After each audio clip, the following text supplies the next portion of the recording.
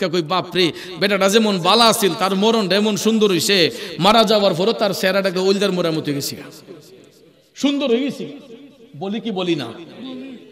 যদি আমরা মুখে মুখে বলি, অ্যাকচুয়ালি এটা আমার আপনার মুখের কথা নয়, এটা হাদিস শরীফের কথা রে বাজান।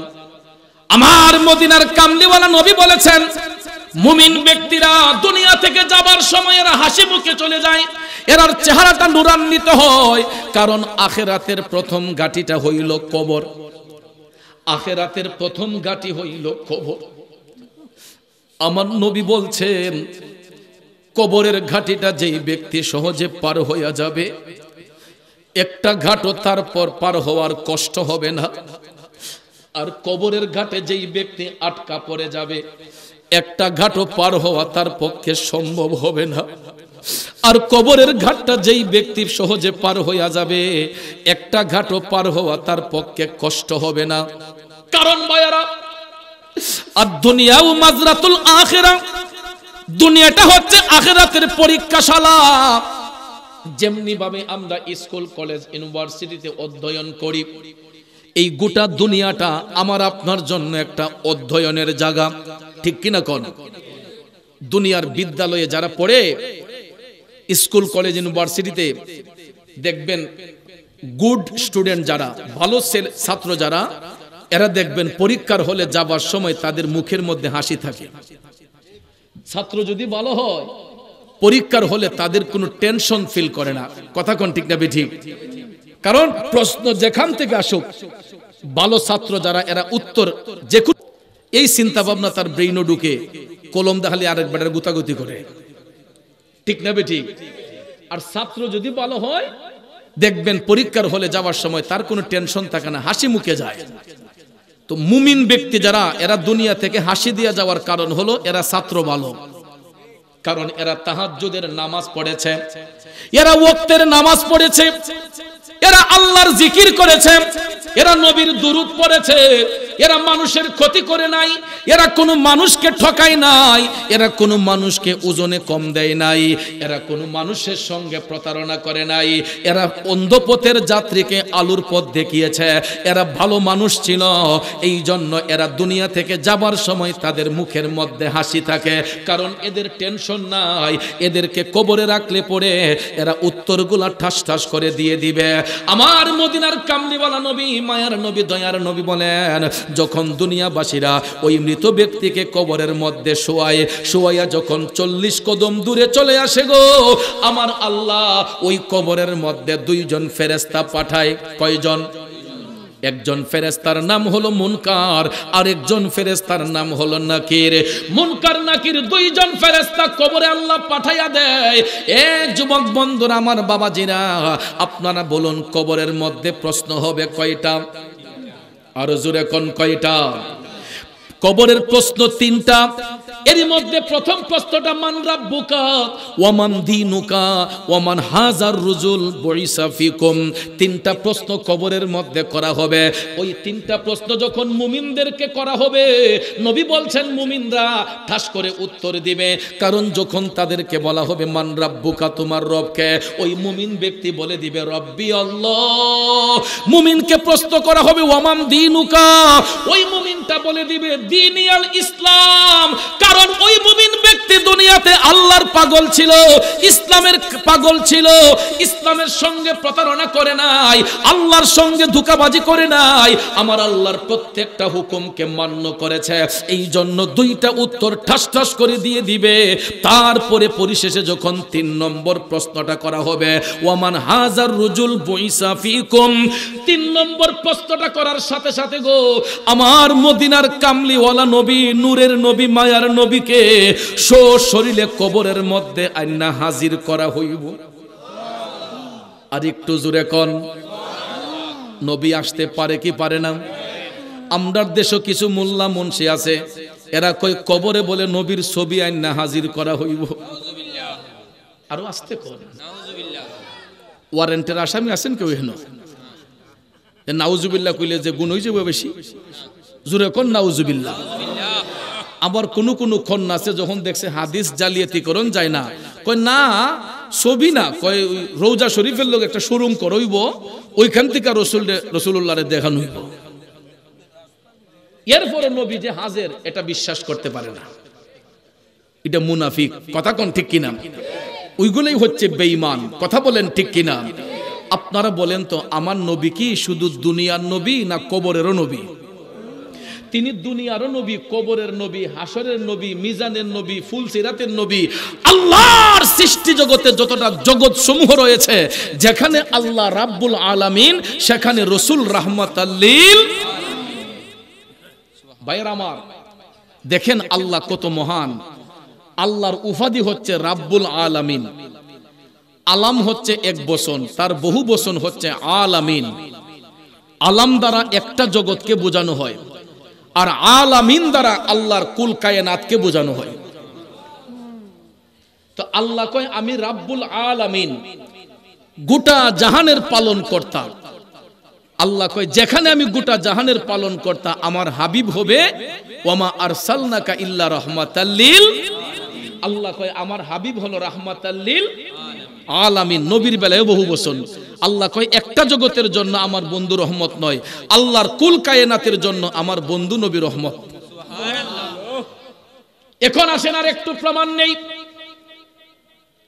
প্র্যাকটিক্যালি একটু ভাইবা দেখেন। রাব্বুল আলামিন লিখতে আরবি যতটা অক্ষর লাগে, রাহমাতাল লিল আলামিন লিখতে আরবি ততটা অক্ষর লাগে। সকাল থেকে সন্ধ্যা পর্যন্ত লা ইলাহা ইল্লাল্লাহ জপতে থাকেন, কালেমার কি সমাপ্তি হইছে? ওই কালেমার সমাপ্তি হবে তখন যখন আল্লাহর কালেমা যুক্ত করা হয়। কারণ লা ইলাহা ইল্লাল্লাহ আল্লাহর কালেমা না, লা ইলাহা ইল্লাল্লাহ হইছে নবীদের কালেমা। আমার আল্লাহর কালেমা হইল মুহাম্মাদুর রাসূলুল্লাহ সাল্লাল্লাহু আলাইহি ওয়াসাল্লাম। সুবহানাল্লাহ কম। এরে পল নাজিরপুরের যুবক বন্ধুরা, লা ইলাহা ইল্লাল্লাহ লিখতে যতটা আরবি অক্ষর লাগে, মুহাম্মাদুর রাসূলুল্লাহ লিখতে আরবি ততটা অক্ষর লাগে। আব্বারে ও যুবক বন্ধুরা, মক্কাতুল মুকাররমা লিখতে আরবি যতটা অক্ষর লাগে, মদিনাতুল মুনাওয়ারা লিখতে আরবি ততটা অক্ষর লাগে, মসজিদ লিখতে আরবি যতটা অক্ষর লাগে, মাদ্রাসা লিখতে আরবি ততটা অক্ষর লাগে। তাইলে নামের সাথে নাম মিলায়া আপন হাবিবরে ইজ্জত দিছে কে? ওয়ারাফা'না লাকা যিকরাক। আল্লাহ কয় হাবিব, দুনিয়ার মোল্লা মুন্সি আপনার ইজ্জত দিলেই কি না দিলেই কি? আল্লাহ কয় বন্ধু গো, আপনার ইজ্জত আপনার প্রশংসা আমি আল্লাহই তো বাড়াইয়া দিছি। এই জন্য শায়ের বলতেছেন, রসুল আমরা তোমায় না চিনিলে তোমার কি আসে যায়?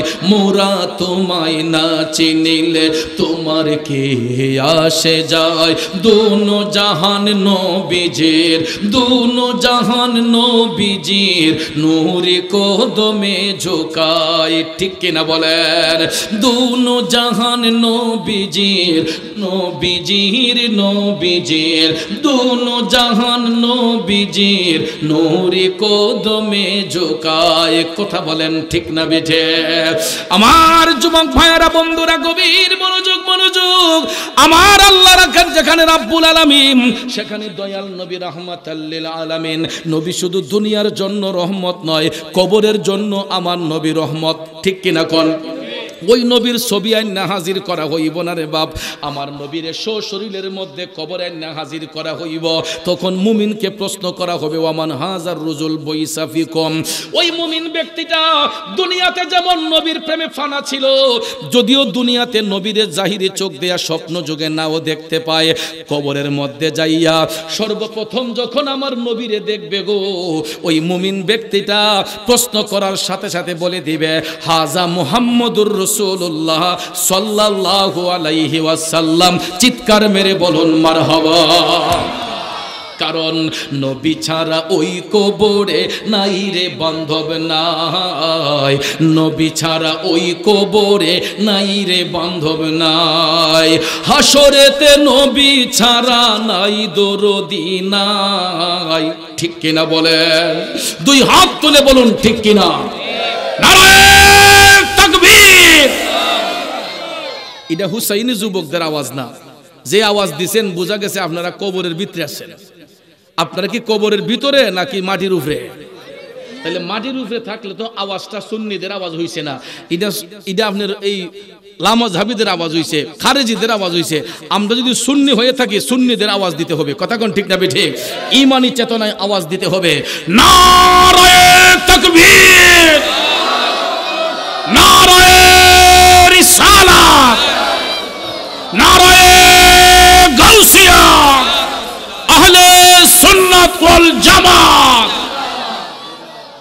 কষ্ট হইছে? রাগ করছো? আমি যখন ঢাকা বিক্রমপুর গেছি, এক মাহফিল, ওই যে টেলিভিশনে দেখায় তাইন্ডে লিটন দেওয়ান চিশতি, জ্যোতিষ রাজ, দেখছেন না? আংটি যে বেশ, তো এই ভদ্রলোকে আমরা দাওয়াত করছিল ওনার বাড়িতে। গেছি পরে ওইখানে গিয়া দেখি এই ভদ্রলোক উনি নবী প্রেমিক, উনি সুফি দর্শন নিয়ে গবেষণা করে, তো উনি একজন মানে সুন্নি প্রেমিক। আর বাকি যেটা আছে এটা সকল তার ডব্লিউ।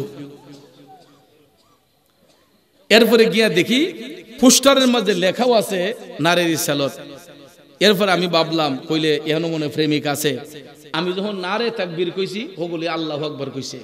যখন কই নারে রিসালাত ওহন দিয়ালে একলা একলা মুখে দি সাইন। আমি কই মাই কই আইলাম রে, একলা খালি একলার মুখ দিয়া সাইন। আমি কিতা বেড়ান ঘটনা কিতা কয় যদি ইতা তো আমরা দেখয় না। আমি কই কিতা কয় রে বাবা? কয় আমরা দেখয় লিল্লাহি তাকবীর। কিতা কয়? লিল্লাহি তাকবীর, আল্লাহর জন্য তাকবীর। কারণ নবীর নামের স্লোগান এরার অন্তর নাই। এরা শিখাইছে না মোল্লাটি। ওই মোল্লাটি কোন মোল্লা জানুন নি? ওই ডব্লিউ মার্কা মোল্লা। কথাটা বুঝতে পারছেন? আচ্ছা আপনারা বলেন তো তাকবীর কি শুধু আল্লাহর জন্য হবে না নবীর জন্য হবে? আল্লাহর জন্য তাকবীর দিলেও খুশি, না দিলেও খুশি। আল্লাহ কয় আতিউল্লাহ ওয়া আতিউর রাসূল। যখন আমি আল্লাহর ইত্তেবা করব সাথে সাথে আল্লাহ বলছে ওয়া আতিউর রাসূল, আমার হাবিবের ইত্তেবা করো। এরপরে সূরা নিসার মধ্যে আল্লাহ বলছেন ওয়া মাইয়ুতিউর রাসূলা ফাকাদ আতা আল্লাহ। যে আমার রাসূলের আনুগত্য করলো সেই মূলত আমি আল্লাহর আনুগত্য করছে। এখন কোরআন কি এরা দেখে না? ওই খন্নাসরা কি কোরআন পড়ে না? এরা দেখতাছে, পড়তাছে, সবকিছু দেখতাছে, পড়তাছে, কিন্তু এরার কোতলে আমরা মানতাম না। ভাইরা আমার, সারাদিন লা ইলাহা ইল্লাল্লাহ কালেমা জপতে থাকেন, আমার নবীর নাম মুবারক যুক্ত না হওয়া পর্যন্ত কালেমার সমাপ্তি হয় না। যতক্ষণ পর্যন্ত নারে তাকবীরের স্লোগান দিবেন, ওই তাকবীরের সার্থকতা তখন গিয়ে হবে যখন আপনি নারে রিসালাতের স্লোগান দিবেন। ঠিক না ঠিক? কারণ ততক্ষণ পর্যন্ত আল্লাহ খুশি হয় না যতক্ষণ আল্লাহর হাবিবকে খুশি না করা হয়। কারণ আল্লাহ বলছে আতিউল্লাহ ওয়া আতিউর রাসূল, আমি আল্লাহর ইত্তেবা করো সাথে সাথে আমার হাবিবের ইত্তেবা করো। তাইলে ভাইয়ার আমার, যখনই নারে তাকবীর সেখানে আল্লাহু আকবার, যেখানে নারে রিসালাত সেখানে ইয়া রাসূলুল্লাহ সাল্লাল্লাহু আলাইহি ওয়াসাল্লাম। কথা কোন ঠিক না ঠিক? এই জন্য ভাইয়ার আমার, দেশ ঘুরতে ঘুরতে এমন অবস্থা হইছে, কত কিসিমের মানুষ যে এই বাংলাদেশ আল্লাহ বানাইছেন। দেশ না ঘুরলে রে বাবা বোঝন যায় না। আমরা হবিগঞ্জের মানুষ তো সহজ সরল মানুষ মিয়া, ঠিক না? আমরার ভিতরে কোনো ফেস গোস নাই, আমরা সহজ সরল ভাবে চলতেছি, নবী ওলির দামান ধইরা চলতেছি। কিন্তু এমনও জায়গা আছে হুজুর যে যেমনি পারে করুক, ইটা লাউ তো আর দিন, যাও তো আর দিন, সামো রাখে কুলো রাখে। বাবা রে ইদি শিখা দুনু শুনু, ঠিক না বেটি? ইতো শিখা দুনু শুনু মানুষ। নৌকা দুইটা, একটা ইমানের নৌকা, একটা বেঈমানের নৌকা। হয়তো বেঈমানের নৌকা যাইবেন, নাহলে ইমানের নৌকা যাইবেন, ঠিক না বেটি? দুই নাও যদি এক লগে ফাউ রাখো, নাও কি দুন এক লগে চলবো? একটা আগে যাইবো, একটা পিছে যাইবো। তো ফাউ যদি দুইটা হয় তাইলে বাবা যদি একটা আগে জায়গায় একটা পিছে জায়গায়, আমার জায়গাটা হইব কোন জায়গা? মাইসকানো। কথা কোন ঠিক না বেটি? এই জন্য যে কোনো একটা দুডন লাগবো। কথা বলেন ঠিক না? হয়তো বেঈমানের নৌকা, হয়তো ইয়াজিদের গোষ্ঠী চলে যাও, আর না হলে হুসাইনি কাফেলায় চলে আসো। কথা বলেন ঠিক না বেটি? আমরা হুসাইনের নৌকা দৌড়াই, কথা কোন ঠিক না ঠিক? আমরা এজিদের নৌকায় নয়, আমরা আছি হুসাইনের নৌকায়, কথা কোন ঠিক না ঠিক? হুসাইনের নৌকার আদর্শের প্রেমিকরা দুই হাত তোলার একটা স্লোগান দিয়ে মাঠটা গরম করতে হবে, নারায়ে তাকবীর, নারায়ে রিসালাত, আহলে সুন্নাত ওয়াল জামাত, কোরআন সুন্নাহর আলো, মিলাদ কিয়ামের আলো, শবে বরাতের আলো, শবে মেরাজের আলো, শবে কদরের আলো, মিলাদুন নবীর আলো। ওই ইডি সিগা ইমানদারের স্লোগান, কথা কোন ঠিক না বেঠি? ইডি কইলে হেরা একটু ডরায় আর কি, বাপরে ইডেন গরম হইছে।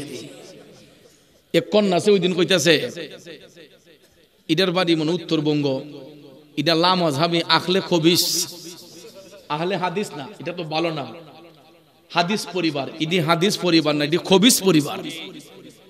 ইডি চোখ তাকিতে অন্ধ, চোখ তাকিতে অন্ধ।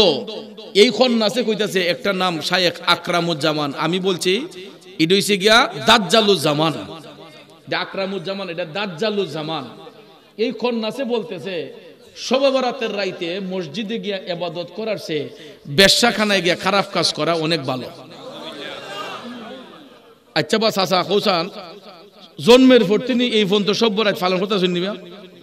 যে কন্যাসে কয় যে সব বরাতের রাইতে ইবাদত মসজিদও করার চাইতে বেশ্যাখানায় গিয়া বালা, এরে কিতা করেন, আদর করেন না তারপরে দেব?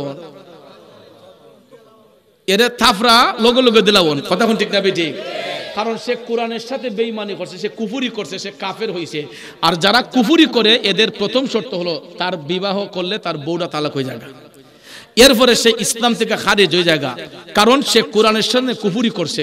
কারণ শবে বরাত কোরআন শরীফ দ্বারা প্রমাণিত, হাদিস শরীফ দ্বারা প্রমাণিত, কথা কোন ঠিক না বেঠিক? তাইলে যেই খবিসে শবে বরাতের রাত্রে বেশ্যাখানার সাথে তুলনা দেয়, সে কি ইমানদার না বেঈমান? সে ইমানদার না বেঈমান? সে মুনাফিক। সে লেবাসে হচ্ছে মুসলমান, কিন্তু আসলে সে হচ্ছে ইসলামের মধ্যে চরম মুনাফিক। আর মুনাফিক হলো কাফেরের চেয়ে নিকৃষ্ট, কথা বলেন ঠিক না ঠিক? বন্ধুরা আমার, এদের সঙ্গে আত্মীয়তা করতে নেই, এদের করে বিবাহ দিতে নেই, এদের পরিবার থেকে বিবাহ আনাও উচিত নয়, খবিস পরিবার থেকে, কথা কোন ঠিক না ঠিক? কারণ বাবা রে, ক্যান্সার রোগ যেরকম একটা জায়গার মধ্যে বর করলে সারাটা দেহরে নষ্ট করে লায়, ওইগুলা হচ্ছে ক্যান্সারের চাইতে আরো ডেঞ্জারাস। ক্যান্সার রোগ যেরকম যে দেহের এক জায়গার মধ্যে বস করলে পুরোটা দেহরে একদম নষ্ট করে ফেলে, আর ওই খবিসদের প্ররোচনায় কেউ পইরা যদি একবার তার ইমানটারে নষ্ট করে, তাইলে এরকম পুরাটা ইমান হারা হয়ে যাবে। যেমনি ভাবে ক্যান্সার রোগে দেহটারে নষ্ট করে, এমনি ভাবে ইমান হারা হয়ে গেলে আমাদের সারা জীবনের আমলটা বরবাদ হয়ে যাবে, কথা বলেন ঠিক কিনা? তাহলে ইমানদারের হওয়া দরকার আছে না নাই? আরো জোরে কোন আছে না নাই? এই জন্য কবি কয়, নবী ছাড়া ওই কবরে নাই রে বান্ধব নাই, নবী ছাড়া ওই কবরে নাই রে বান্ধব নাই, হাসরেতে নবী ছাড়া নাই দরদি নাই, নবী ছাড়া ওই কবরে নাই রে বান্ধব নাই। কষ্ট হচ্ছে আমার বাবাজিরা, একটা জবানও বন্ধ রাখবেন না গো, চিৎকার মেরে বলুন আল্লাহু আকবার। আর একটু মায়ার সুরে বলুন ইয়া রাসূলুল্লাহ। ওরে যুবক বন্ধুরা, আমার মুরব্বি বাবাজিরা, বলতেছিলাম কি, মুনকার নাকির ফেরেশতা তিনটা প্রশ্ন যখন করবে, মদিনার কামলিওয়ালা নবী বলছেন মুমিন ব্যক্তি যারা হয় এরা ঠাস ঠাস করে উত্তরগুলা যখন দিয়া দিবে, তখন আল্লাহ তাআলা ফেরেশতাদেরকে নিয়ে যাবেন, মুনকার নাকির ফেরেশতা চলে যাবেন। তখন নবী বলছেন আরেক দল ফেরেশতা আমার আল্লাহ পাঠাইয়া দেয় মুমিন ব্যক্তিদের সম্মানে, মুমিন ব্যক্তিদের রূহটাকে বহন করে আসমানের দিকে নেওয়ার জন্য। মুমিনদের সম্মানে এদের দেহের মধ্যে যে রূহটা ছিল, ইন্তেকালের পরে তো রূহের স্থান হয়, কথা কোন ঠিক না? ওই রূহুর স্থান করে দেওয়ার জন্য, ওই মুমিন ব্যক্তিদের রূহ বহন করার জন্য আল্লাহ তাআলা একদল ফেরেশতা পাঠান। নবীজি বলতেছেন ওই ফেরেশতারা রূহ নিয়ে যখন তারা আসমানের দিকে উঠে, প্রথম আসমানের কাছে যাইয়া এরা নক করে, তখন আসমানের ফেরেশতারা কয় তোমরা কারা? এরা কয় আমরা রূহ বহনকারী ফেরেশতা। এটা শোনার সাথে সাথে আসমানের ফেরেশতারা দরজাটা উন্মুক্ত করে। বাবাজি, কারো বাড়িতে যদি হাসনা হেনা ফুলের ফুটে, গ্রানটা কি একবারই থাকে না চতুর্দিকে যায়? বেলি ফুল হাসনা হেনা ফুল ফুটলে দেখবেন গ্রানটা একবারই থাকে না, পুরাটা এলাকা লইয়া লাই না। মিশা কইলাম? আসমানের দরজা খোলার সাথে সাথে আসমানের ফেরেশতারা শুনতে পাচ্ছেন মুমিন ব্যক্তিদের রূহ থেকে এমন সুন্দর একটা জান্নাতি খুশবু বের হইছে, পুরাটা আসমান সুগ্রানে একদম মোহিত হয়ে গেছে। তখন ওই আসমানের ফেরেশতারা কই ওয়েলকাম, স্বাগতম। মেহমান আইলে আমরা স্বাগতম জানাই না? ওয়েলকাম জানাই। দেখবেন ইংলিশে লেখা থাকে, বাংলায় লেখা থাকে স্বাগতম বা ওয়েলকাম। আসমানের ফেরেশতারা বলে ওয়েলকাম, স্বাগতম, আপনার উপরে উঠুন। তখন সম্মানের সহিত ফেরেশতারা ওই মুমিন ব্যক্তিদের রূহগুলাকে প্রথম আসমানে নিয়ে অবতরণ করায়। এরপরে এরকম ভাবে স্টেপ বাই স্টেপ দ্বিতীয় আসমানের ফেরেশতারা, তৃতীয় আসমানের ফেরেশতারা, চতুর্থ আসমানের ফেরেশতারা, পঞ্চম আসমানের ফেরেশতারা, ষষ্ঠ আসমানের ফেরেশতারা, সপ্তম আসমানের ফেরেশতারা দরজা খোলার সাথে সাথে গো মুমিন ব্যক্তিদের রূহ থেকে জান্নাতি খুশবু পাইয়া এরা ওয়েলকাম জানায়, স্বাগত জানায়। তারপরে দয়াল নবী বলছেন আল্লাহ তাআলা সাত আসমানের উপরে মুমিন ব্যক্তিদের রূহকে স্থান করে দেওয়ার জন্য এমন সুন্দর একটা জায়গা সিলেক্ট করে রাখছে রে, ওই জায়গাটার নাম হইছে ইল্লিন। ইল্লিন শব্দের অর্থ হচ্ছে আলোকিত স্থান। নাম কি? আলোকিত স্থান। এটা সাত আসমানের উপরে ইল্লিন নামক একটা জায়গা আছে। ওই জায়গাতে আল্লাহ মুমিন ব্যক্তিদের রূহটাকে স্থান করে দেয়। সুবহানাল্লাহ বলেন। এখানেই শেষ নয়, এরপরে দেখেন মুমিনদের সম্মান কেমন। আমরা দুনিয়াবাসীরা ইন্তেকালের পরে মুমিন ব্যক্তিদেরকে হোক বা যে কোনো ব্যক্তির হোক 3.5 হাত কবরের মধ্যে শুয়াইয়া মাটি দিয়া আমরা চলে আসি, কথা কোন ঠিক কিনা? কিন্তু একটা কথা শুনে যান, মুমিন ব্যক্তিদের কবর 3.5 হাত থাকে না।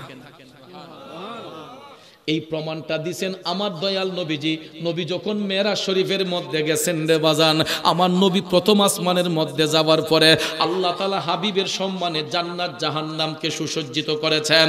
আমার নবী কামলিওয়ালা জাহান্নাম দেখার জন্য, জান্নাত দেখার জন্য, জান্নাত দেখার জন্য দয়াল নবী জিব্রাইল ফেরেশতাকে নিয়ে যখন জান্নাতে প্রবেশ করলেন, তখন আমার নবী দেখতে পায় এমন কিছু কিছু নূরের মহল দেখা যায়। এক একটা মহলের মধ্যে এক একজন লোক বসে আছে। আমার নবী এইটা দেখে মুস্কি মুস্কি হাসতেছেন। দয়াল নবী আমার মুস্কি মুস্কি হাসতেছেন। জিব্রাইল আলাইহিস সালাম ডাক দিয়া কয়, নবী গো, ইয়া রাসূলুল্লাহ, মায়ের নবী গো, আপনি যে নূরের মহলগুলা দেখে হাসতেছেন, নবী গো জানেননি এই ঘরগুলা কিসের ঘর? আমার নবী কয়, জিব্রাইল এটা কিসের ঘর? জিব্রাইল আলাইহিস সালাম ডাক দিয়া কয়, নবী গো, আপনি যদিও নূরের মহল দেখতেছেন, এইগুলা দুনিয়ার কোনো ঘর বাড়ি না, এইগুলা হলো আপনার মুমিন উম্মতের এক একটা কবর। ইয়া রাসূলুল্লাহ, আপনার উম্মতের মধ্যে যারা মুমিন হইয়া দুনিয়া থেকে বিদায় হয়ে আসে, ওই মুমিন ব্যক্তিদের সম্মানে দুনিয়াবাসীরা যদিও তাদেরকে 3.5 হাত কবরে শোয়া যায়, কিন্তু আল্লাহ তাআলা রহমতের ফেরেশতা পাঠাইয়া এক একজন মুমিনের কবরকে আল্লাহ তাআলা এক একটা নূরের মহল বানাইয়া দেয়। মুমিনদের সম্মান আছে না নাই? আমরার দেশে দেখবেন কিছু কিছু মোল্লা মুন্সি আছে, সেমাই ইমানদার আছে। সেমা ইমানদার আছে না? আমরা মুরব্বীরা কয় যে সেমা ইমানদার থেকে খারাপ ইমান বোধবালা কইনি বেটাই মাতুন না দু। আমরা দেশের ভাষায় অনেক সময় দেখবেন অনেকে কয় যে সেমা ইমানদার থেকে খারাপ ইমান বোধবালা, এরপরে সেমা মানুষ বেশি বালা না। আর সেমা মানুষের চোখের মাঝে পানি একটু বেশি থাকে, ঠিক না বেটি? আমরা মুরব্বীরা কইতা যে যেটাই বেশি বেশি কান্দে বুঝবাই ইটার মাঝে শয়তানি আছে। কান্দনও লাগবো, আসনও লাগবো। একটা দেখবেন মারতে মারতে কান্দা দে, আসেনি বা? আমরা দেখুন ডোর যেখানে লাগাই দেখুন, কবরের আযাব কেমনে সইব, কবরে সাপে কামড়াইব, কবরে আযাব হইব রে। ইটা হইয়া হে নিজেও কান্দে, পাবলিক রখান দেয়। আরে বেকল ও সেমা বাঙ্গা তো কইতে বেড়া সকলের খবরে কি সাফ আইব? যুবক বন্ধুরা আমার, বাবাজিরা, ঢালাও ভাবে কথা বললে হবে না। মুমিনদের কবরে সাপ আসবে না, মুমিনদেরকে কবরে রাখলে পরে গুরজে মারবে না, মুমিন ব্যক্তিদেরকে কবরে রাখলে পরে মাটি চাপ দিবে না, বরঞ্চ ওই মুমিন ব্যক্তিদেরকে কবরে রাখলে গো আমার নবী বলছেন মুমিন ব্যক্তিদের সম্মানে ওই মুমিনদের কবরটাকে আমার আল্লাহ নূরের মহল বানাইয়া দেয়। জোরে কি সুবহানাল্লাহ বলবেন না? মুমিন ব্যক্তিদের কবরে সাপ আসবে না, সাপ আসবে কাদের কবরে? এটা জাহান্নামী। এদের আলোচনাটা আমি করব।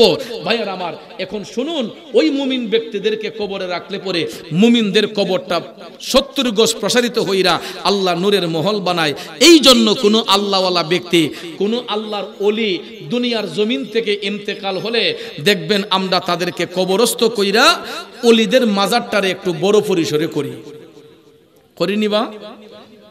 আর আমরা দেশ দেখবেন কতলাখন নাচ আছে খালি মাজারের বিরুদ্ধে ফতোয়া আইয়া বইলই স্টেজটার মাঝে বইলই বাপের খাইলাম মাইক তো পাইলইছুন একলা। আর আরেকবার আনতে গাম জড়াইয়া কত কষ্ট করে টেকা লাইন দিয়া প্যান্ডেল বানাইছে, এরপরে মাইক লাইন লাগাইছে, কত মানুষের কত কষ্টের টাকা দিয়া ওয়াজ মাহফিলটা দিছে। আর তা কিতা করে আইওই ইকানো বইওই কবর পূজারি, মাজার পূজারি, বেদাতি। বোঝা যায় যে ওই কবরের পূজারির দোকান দিলাইছে। নাউজুবিল্লাহ কোন। আপনারা বলেন তো কোন মুসলমানের সন্তান কি পূজা করতে পারে? মুসলমানের সন্তানগুলা আল্লাহর ঘর মসজিদে গিয়ে ইবাদত করবে, মাজার শরীফ জিয়ারত করবে। কথা কোন ঠিক না বেঠিক? মাজার শরীফে গিয়া কেউ পূজা করে না। মাজার শরীফ হচ্ছে জিয়ারতের স্থান। কথা কোন ঠিক না বেঠিক? আর মসজিদ হচ্ছে আল্লাহকে সিজদা করার স্থান। তাই বলে কেউ আবার মাজারে গিয়ে সিজদা করেন না, কারণ আল্লাহ ব্যতীত সিজদার মালিক অন্য কেউ না। আল্লাহ ব্যতীত সিজদার মালিক যদি কেউ হইতো, দয়াল নবী বলছিলেন আপন স্বামীকে, আপন স্ত্রীকে অনুমতি দেওয়া হইতো সে যেন তার স্বামীর পায়ে সিজদা করে। কিন্তু বিদায় হজের ভাষণে রাসূল এটাকে রহিত করছেন। বিদায় হজের ভাষণে নবী এটাকে রহিত করছেন, এটাকে উড্র করেছেন, কারণ এটার দ্বারা সমাজে ফিতনা হবে, বিশৃঙ্খলা হবে। এই জন্য রাসূল বলেছেন সিজদা হবে একমাত্র লিল্লাহ, আল্লাহ তাআলার জন্য। পৃথিবীর কোনো ব্যক্তির জন্য সিজদা নয়, সিজদা হবে শুধুমাত্র আল্লাহর জন্য। আর সিজদার শর্ত হচ্ছে নাক এবং কপাল। নাক কপাল যতক্ষণ জমিনে লাগবে, এটা যদি আল্লাহর উদ্দেশ্য হয় তখন সিজদা হবে। আর আল্লাহ ব্যতীত নাক কপাল যদি কোনো ব্যক্তির উদ্দেশ্য হয় তখন এটা হয়ে যাবে শিরিক। কি হবে? সে আল্লাহ সমকক্ষ করছে, এই জন্য এটা শিরিক হবে। কিন্তু সুন্নি জামাতের কোন আলেমরা শিরিকের শিক্ষা দেয় না, আমরা কদমবুসি শিক্ষা দেই। কদমবুসির শর্ত হলো ঠুট এবং পাও। ঠুট একটা অঙ্গ, নাক একটা অঙ্গ, কপাল একটা অঙ্গ। ঠিক না বেঠিক? সিজদা হবে নাক কপাল যখন জমিনে লাগবে তখন গিয়ে উঠবে সিজদা। মাথা নইলে সিজদা হয় না, মাথা নই গেলেই সিজদা হয় না। অনেকে না মাথা ঝুঁকে গেল তুই আল্লাহর সাথে শিরিক হয়ে যাগা, নত তখন লাগে আল্লাহর দ্বারা। আরে বেকল তোরে কেমনে বুঝাইতাম রে বাপ? আল্লাহ মাথা নইলে যদি শিরিক হয়, দৈনিক তো আমরা অহরহ শিরিক করতেছি। জমিনে যে দানের গোসালান যে লাগায় বেড়াইতে, এই জমিনের মালিক কে? মাথা নইলে যদি শিরিক হয়, জমিনে যে দান লাগাইতেছ, এটা কি কেউ বেড়াইতে উফরে দেশায় লাগায় না মুড়ে দেশায় লাগায়? তো ইডোর শিরিক হইব। এরপর দান খাইতে যে দান লাইন বাড়িতে আনছো, আইনা যে কুড়াইয়া যে তোমরা যে বাত রাঞ্চ খাইতেছ, বাতের নলা কি? এটা রিজিকের মালিক কে? রিজিক দিছেন কে? এটা তো মানসুই ফলাইছে। কথা কোন ঠিক না? আল্লাহ রিজিক দিছেন, এটা রিজিকের লগে যে আপনি মাথা নিয়ে যে খাইতেছেন, শিরিক হইতেছে না? মাথা নইলে যদি শিরিক হয় তো নইয়া তো খাইতেছ না। কোনো বেড়াইতে সামিসলি এমনি উফরে খায় যে না বা মাথা নইলে শিরিক হয়ে যাবো গা। খন্নাসে বুঝাইতেন কেমনে? এটা গায়ে বস্ত্র দিয়েও বোঝানো যায় না। আল্লাহ যদি না বুঝেন, কথা কোন ঠিক না বেঠিক? এটা কথা আছে না মিশা বললাম? ইতান রে গায়ে বস্ত্র দিয়েও বুঝাইতে পারতেন না। একমাত্র আল্লাহ যদি না বুঝাইন এরে বেকল নাক কপাল জমিনও লাগবে, এটা যদি আল্লাহর উদ্দেশ্যে হয় তখন এটা সিজদা হইব, আর সিজদার মালিক এটা আল্লাহ। আর নাক কপাল যদি জমিনও লাগে এটা যদি কোনো ব্যক্তির উদ্দেশ্যে হয় তখন গিয়ে এটা শিরিক হইব। আমরা নাক কপাল মাজারও নিয়ে লাগাই না, আমরা অলি আল্লাহর মাজারের গিলাফের মাঝে সুমা দেই, কথা কোন ঠিক না বেঠিক? আমরা কদম বুসি করি, তাদের মাজারের শরীফে কদমের পাশ দিয়ে গিয়া আমরা একটু কদম বুসি করি, মাজারকে সালাম করি, কথা কোন ঠিক না বেঠিক? সিজদা করি না, কারণ সিজদার মালিক হলেন একমাত্র আল্লাহ। এরা এই মুখ দিয়া আমরা যে একটু জিয়ারত করি এটার বিরুদ্ধে ফতোয়া কয় না আমরা খবর পূজারি মাজার পূজারি, খবর পূজারি মাজার পূজারি, নাউজুবিল্লাহ কোন। এই মুসলমানদের মুখ দিয়া বারবার পূজা কথাটা আওয়াজ তো এটা বেয়াদবি, এটা অশালীন কথা। কারণ পূজা মুসলমান করবে কেন? পূজা করবে আমার হিন্দু ভাইরা মন্দিরে গিয়া, খ্রিস্টান ভাইরা গির্জার মধ্যে গিয়ে উপাসনা করবে, মুসলমানরা মসজিদে গিয়ে আল্লাহকে সিজদা করবে, কথা বলেন ঠিক কিনা? আজকে যারা মাজারওয়ালাদের বিরুদ্ধে কথা বলে আপনারা জাইনে রাখেন, এই মাজারওয়ালারা যদি এই দেশে না আসতেন রাজা গৌর গোবিন্দের অত্যাচারে এখনো আমরা হিন্দু সমাজে থাকতাম, কথা কোন ঠিক না ঠিক? ভাইয়ার আমার, বন্ধুরা আমার, এই বাংলাদেশের মধ্যে ইসলাম কায়েম করছেন আল্লাহর ওলিগণ। আজকে যে জায়গায় জায়গায় মসজিদ, এই মসজিদ বানাইছে কারা? বাংলাদেশে এসে মসজিদ নির্মাণ করছে আগে আল্লাহর ওলিরা। এই দেশের মধ্যে মসজিদের মধ্যে সবচেয়ে বড় গলায় আজান দিয়েছেন আল্লাহর ওলিরা। বাংলাদেশের মধ্যে সবচেয়ে প্রথম বড় গলায় যিনি আজান দিছিলেন উনি আওলাদে রাসূল বাবা শাহজালালের অন্যতম সঙ্গী সিপাহসালার সৈয়দ নাসির উদ্দিন রহমাতুল্লাহ আলাইহি, যিনি হবিগঞ্জের চুনারুঘাটের মুরারবন্দের জমিনে ফুবে ফসমে যিনি রওজা শরীফ, কথা কোন ঠিক না বেঠিক? সিপাহসালার নামটা কি এমনি হইছে মিয়া?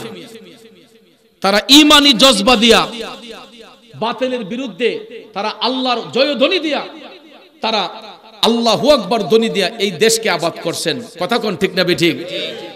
এই ইতিহাসটা একটু হইলি তেমনি কষ্ট হইব আপনাদের। বাবা শাহজালালের বাড়িটা কি বাংলাদেশ না আরব দেশ?